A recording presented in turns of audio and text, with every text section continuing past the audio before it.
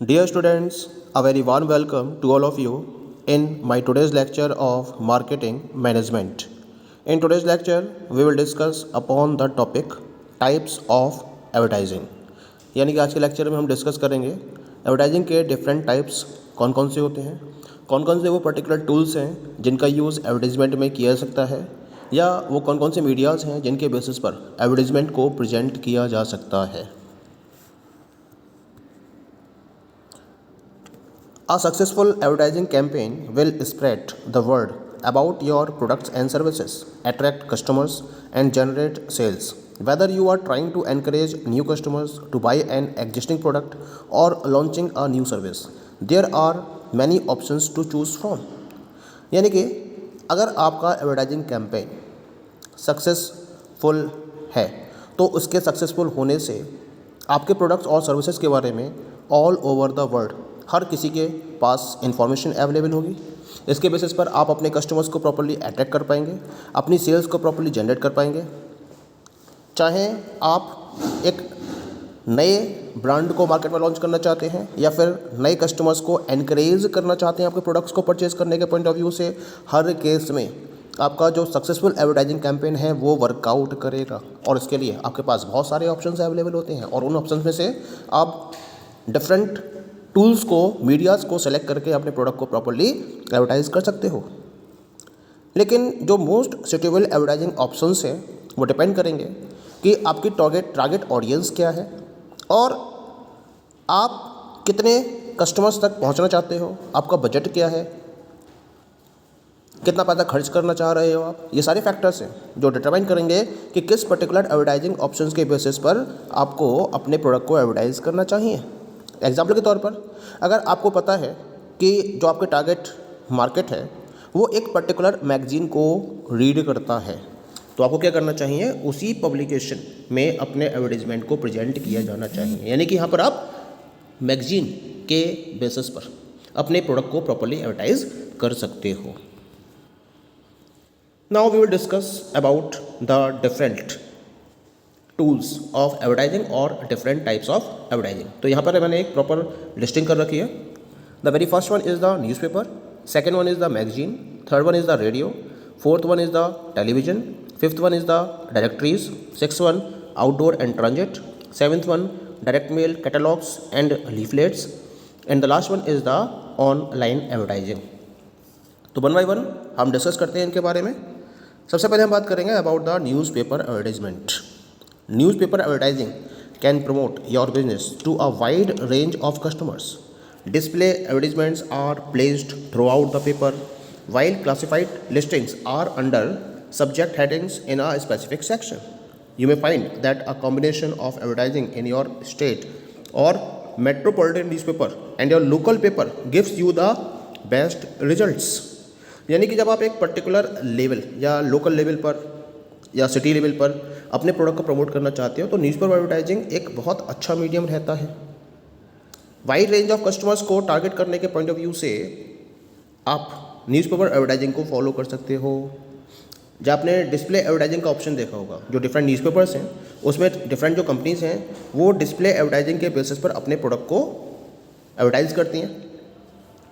कुछ आपने classified advertisements भी देखे होंगे ना, तो जो सब्जेक्ट हेडिंग्स दे रखे होते हैं और उन सब्जेक्ट हेडिंग्स के अंडर में क्लासिफाइड एडवर्टाइजमेंट्स को भी फॉलो किया जाता है कंपनी के द्वारा, जिसमें एक स्पेसिफिक सेक्शन के पॉइंट ऑफ व्यू से प्रोडक्ट को प्रमोट किया जाता है. तो एक तरीके से जो न्यूज़पेपर एडवर्टाइजिंग है ये एक बेस्ट मीडियम रहता है जब आप लोकल न्यूज़पेपर्स के बेसिस पर बेस्ट रिजल्ट्स को अचीव करना चाहते हैं. सेकेंड ऑप्शन आता है इसके अंदर मैगजीन.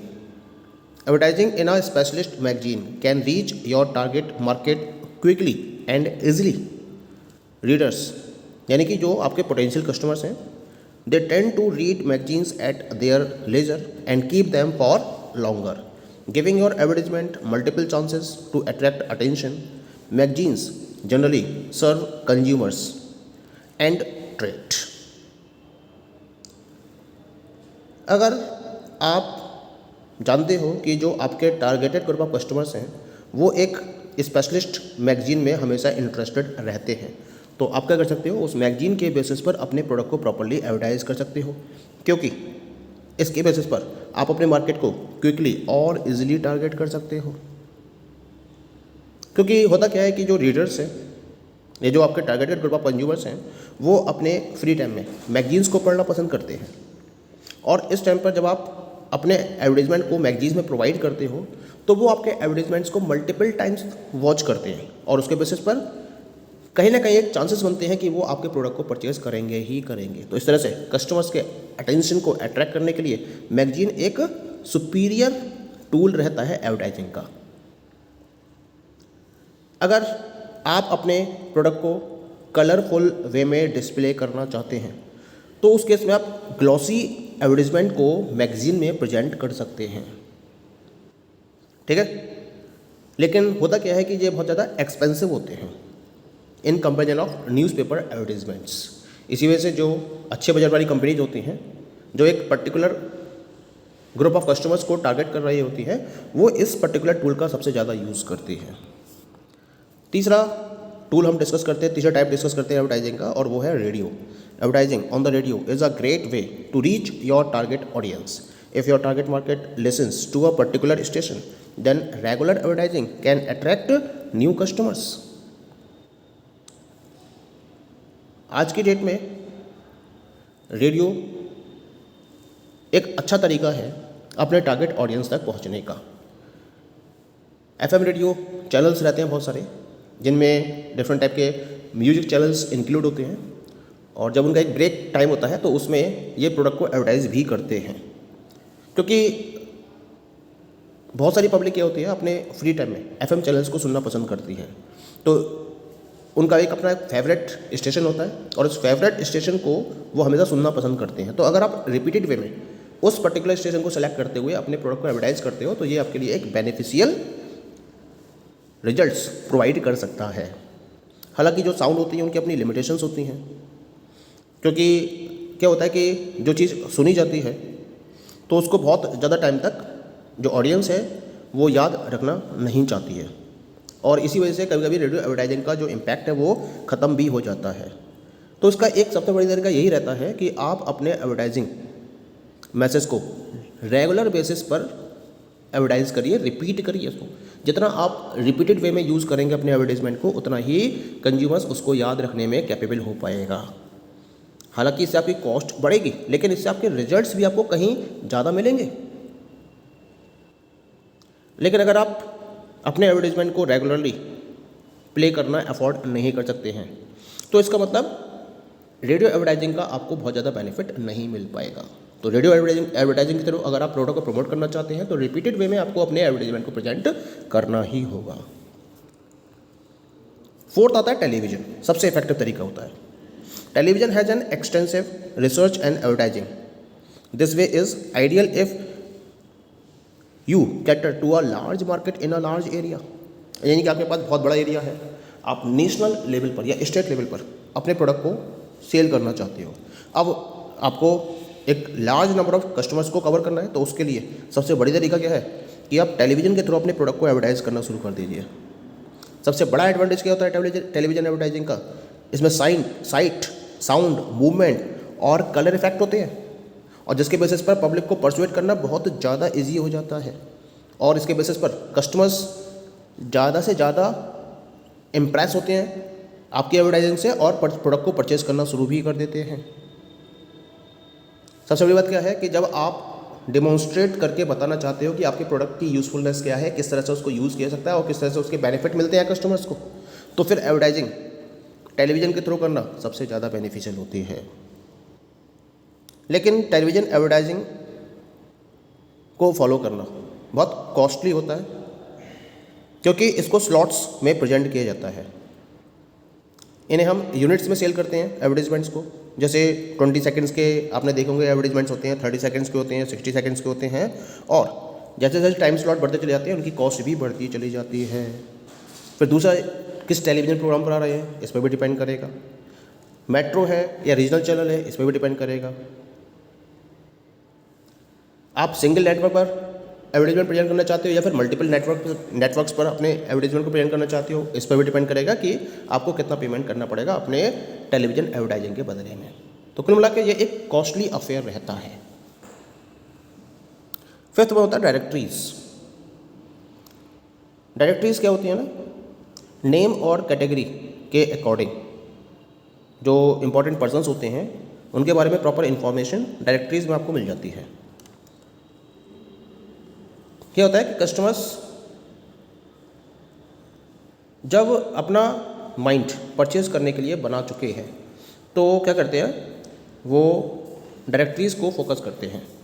ठीक है, उन्होंने अपना मन बना लिया है कि उन्हें किस पर्टिकुलर प्रोडक्ट को परचेज करना है, लेकिन वो प्रोडक्ट वो किस पर्टिकुलर प्रोड्यूसर से परचेज करेंगे ये डिसाइड करना उनको रह जाता है, और इसी वजह से वो अपना नाम डायरेक्टरीज में अवेलेबल करा देते हैं। तो इन डायरेक्टरीज का यूज़ करते हुए कोई भी कंपनी अपने कस्टमर से कांटेक्ट कर सकती है और उन्हें अपने प्रोडक्ट के डिफरेंट एडवांटेज बताते हुए उन्हें परसुएड भी कर सकती है। ठीक है, अगर ऑनलाइन डायरेक्टरीज का यूज़ किया जाता है तो सबसे बड़ा एडवांटेज क्या है कि अगर आपने अपने बिजनेस का नेम, एड्रेस या फिर फ़ोन नंबर चेंज कर दिया है तो फिर आप क्या करोगे, उसे डायरेक्टरी में अप टू डेट कर दोगे। और जब डायरेक्टरी में अप टू डेट कर दोगे तो ऑटोमेटिकली कंज्यूमर जो कंपनीज हैं वो आपसे उसी नंबर पर कांटेक्ट करेंगी और आपको प्रोडक्ट के बारे में प्रॉपर एडवांटेज बताती रहेंगी। और इसके साथ साथ कंपनीज क्या करती हैं, इन डायरेक्टरीज पर अगर कोई भी अपनी पॉलिसीज़ में चेंज करती हैं, प्रोडक्ट में चेंज करती हैं, तो आसानी से कस्टमर्स को उसके बारे में इंफॉर्मेशन अवेलेबल करा सकती हैं। ठीक है, अगर आपका टारगेट मार्केट प्रिंट या ऑनलाइन डायरेक्टरीज का यूज़ कर रहा है तो ये आपके लिए बहुत यूज़फुल होता है, क्योंकि दोनों में ही आप प्रॉपर्ली एडवर्टाइज कर सकते हो और इसका मैक्सिमम बेनिफिट आप उठा सकते हो। अगली बात करते हैं आउटडोर एंड ट्रांजिट की। बहुत सारे तरीके होते हैं, अगर आप आउटसाइड या फिर ऑन द गो बेसिस पर अपने प्रोडक्ट को एडवर्टाइज करना चाहते हो, जैसे कि आउटडोर बिलबोर्ड्स होते हैं, तो these are the signs by the road और hoardings at the sport stadium, जिनके थ्रू एडवर्टाइज करना बहुत आसान होता है जब भी, क्योंकि ये वन टाइम लगा दी जाती है और पब्लिक आ रही है जा रही है, उसकी निगाह इन बोर्ड्स पर पड़ती है, इन बिलबोर्ड्स पर पड़ती है और ये प्रॉपर्ली प्रोडक्ट के बारे में proper information, catalogues and leaflets. Direct mail का मतलब क्या होता है ना, यानी कि कस्टमर्स को आप डायरेक्टली लिख रहे हो, आप कस्टमर्स के मेल एड्रेस को ले लेते हो या फिर ईमेल एड्रेस को ले लेते हो आज की डेट में ना, और उन मेल एड्रेस पर कंपनी के जो भी प्रोडक्ट्स अवेलेबल कराए जा रहे हैं उनके बारे में प्रॉपर इन्फॉर्मेशन कस्टमर्स को उनके एड्रेस पर करा दी जाती है। तो अगर आपका कस्टमर सेगमेंट स्मॉल है तो आप डायरेक्ट मेल, कैटलॉग्स या लीफलेट का यूज़ करते हुए अपने प्रोडक्ट के बारे में proper information in consumer segment तक आसानी से अवेलेबल करा सकते हो। कैटलॉग्स, ब्राउजर्स, लीफलेट्स, इनको आप अपने टारगेट एरियाज में डिस्ट्रीब्यूट करा सकते हो, जिसमें आपके प्रोडक्ट के बारे में, आपकी सर्विसेज के बारे में प्रॉपर इन्फॉर्मेशन अवेलेबल होती है। कॉन्टैक्ट किस तरह से करना है ये भी सारी इन्फॉर्मेशन इसमें अवेलेबल होती है।